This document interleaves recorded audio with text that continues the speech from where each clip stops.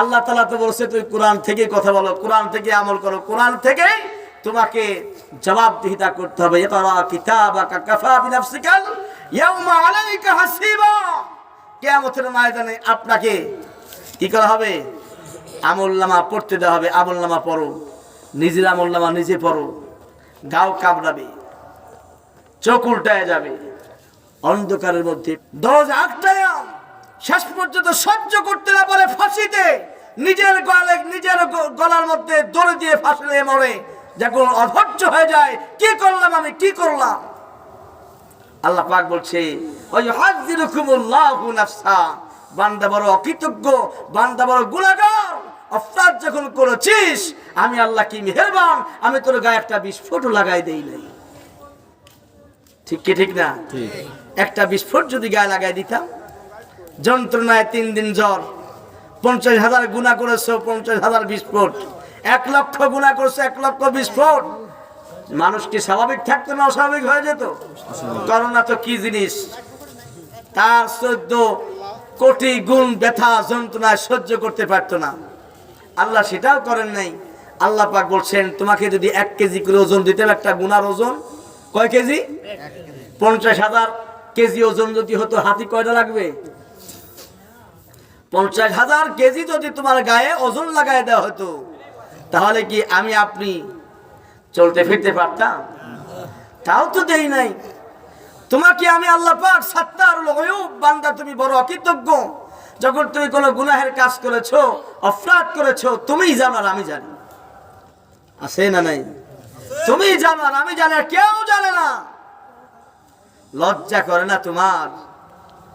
তুমি সাত করে বন্ধুকে বলো, বন্ধু জীবনে কি করেছিস? 3টা 4টা প্রেম করেছি, 3টা 4টা জায়গায় আমার অফার আসছে, বিয়ে করুন না, 4-5 তারিখে শেষ করে দিয়েছি। তুই কি মনে ধরেছিস প্রেম করতে পারিস না? বলে কি বলে না? নিজের অপরাধগুলো জাহির করে দেয়। আল্লাহ বলছেন শাহিদ আল্লাহ, আমি আল্লাহ সাক্ষী তো বান্দা, আর বান্দার সাক্ষী তুই আল্লাহকে বানালি। এতদিন পর্যন্ত তুই গোপনে করেছিস, গোপনে গুনাহ চাইলে মাপ চাইলে আমি মাফ করে দিতাম। বান্দাকে তুই সাক্ষী বানায়া আমার কাছে তুই আবার ডেমাক দেখাস, বান্দাকে তুই ডেমাক দেখাস আমি এই করেছি সেই করেছি। বান্দা তোর কপালের উপর যদি আমি একটা প্লেট লাগাই দিতাম, বান্দা প্লেট যদি একটা লাগাই দিতাম, বান্দা কপালের উপর একটা প্লেট লাগাই দিতাম, অটোমেটিক ঘড়ির মতো তোর নাম রায়হান বিন সিরাজি, তোর নাম বড় বড় বক্তার নামে ব্যানারে তোর নামে হাজার হাজার মানুষ এসে ওয়াজ শুনে।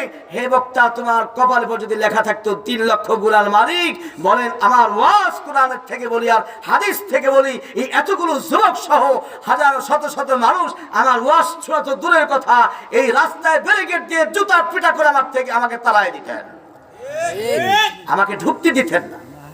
অপরাধ যদি কপালে বল লেখা থাকতো, বাজান একটা রিক্সা চালকের কপালে যদি কোনো গুনাহ না থাকতো, তাহলে রিক্সা চালকের চুমু খাওয়া যেত।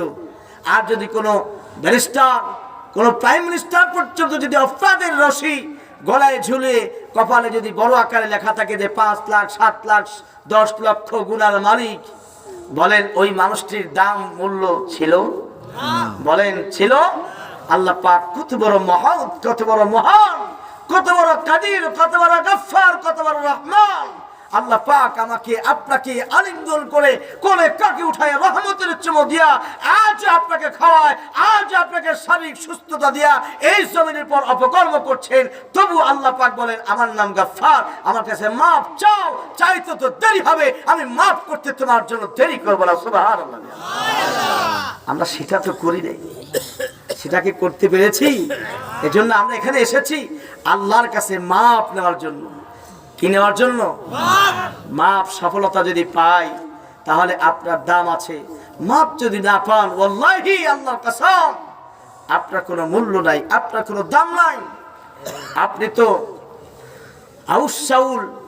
আউস চাউলের ভাত খেয়েছেন, এই ভাত যখন গন্ধ হয়ে যায়, একটু ভাত যখন হারিয়ে যায়, ওই ভাতটাকে আপনি পেঁয়াজ মরিচ দিয়ে মাখায়ে খাবেন তো আগের ভাতের চেয়ে পরের হালালি ভাত মাখানো খাওয়া এটা আলাদা একটা টেস্ট হয়ে যায়। যাতে করে পেট পুঁতে খেলেও তার কোনো সমস্যা নাই। আপনি একই ভাব আরেক শ্রেণীর চাউল আছে যে চাউলের নাম হচ্ছে পলাওয়ার চাউল, সেই চাউলের ভাত যদি পচে যায়, ওই পেঁয়াজ মরিচ তো মাখাই খাওয়া তো দূরের কথা, ওই পোলোয়া চাউলের ভাত পচে গেলে শিয়াল খেতে পারে না, কুকুর খেতে পারে না, কোনো প্রাণী খেতে পারে না, মানুষ তো দূরের কথা। আর সাফুল আমি আপনি যে অপকর্ম করছি আল্লাহর কাছে আমরা পচে গলে যাচ্ছি, যখন গন্ধ হয়ে যাচ্ছি, আমাদের দেখে শয়তান ঘৃণা করে, আমাদের দেখে ফেরেশতা ঘৃণা করে, আমাদের থেকে বিজাতি ঘৃণা করে, আমাদের থেকে মুশরিকরা ঘৃণা করে, আমাদের থেকে কাফেররা ঘৃণা করে। মুসলমান পচে গেছে, মুসলমান পচে গেছে। মুসলমান 200 লাগবে না, 100 লাগবে না, একজন মুসলমান বাংলার জমিনে যদি থাকে, এক মুসলমানের কারণে বাংলাদেশের সুসবল আল্লাহর সোনার ফসল ঘটাতে পারে, সেই ব্যক্তিকে আজ জেলখানে আটকে রেখে এই জাতির জনগণ, এই জাতির আজ মেরুদণ্ড ভেঙে আজকে শাস্তি দিচ্ছে জেলখানার মধ্যে ফেলাইয়া আল্লামা মাওলানা দেলাওয়ার হোসেন সাইদি সাহেবকে। এত বড় আসপদ্দা, এত বড় স্পৃহা কোথায় পেয়েছে? আপনার সাহসে না পেয়েছে, আপনার কথাই না পেয়েছে, আপনার সমর্থনে না পেয়েছে। আপনার সামনে থেকে আপনার মেয়েকে হাইজ্যাক করে নিয়ে গেলে সহ্য করতে পারেন না, আপনার সামনে আপনার মাকে ধর্ষণ করলে সহ্য করতে পারেন না। এটা যেমন আপনার, তার চেয়ে এত বড় আপনার এদেশের পরিচালনাকারী যারা আছে, তারা দেশকে পরিচালনার দিকে নিয়ে পরিচালনা করা দূরের কথা, জাহান্নামের দিকে ঠেলে দিচ্ছে। আপনার মুখ থেকে একটা কথা বলে না। আপনার মতো এরকম অধম আল্লাহর কাছে অকৃতজ্ঞ বান্দা বলে আর কি বিবেচিত হবে? কথা বলে ঠিক কিনা?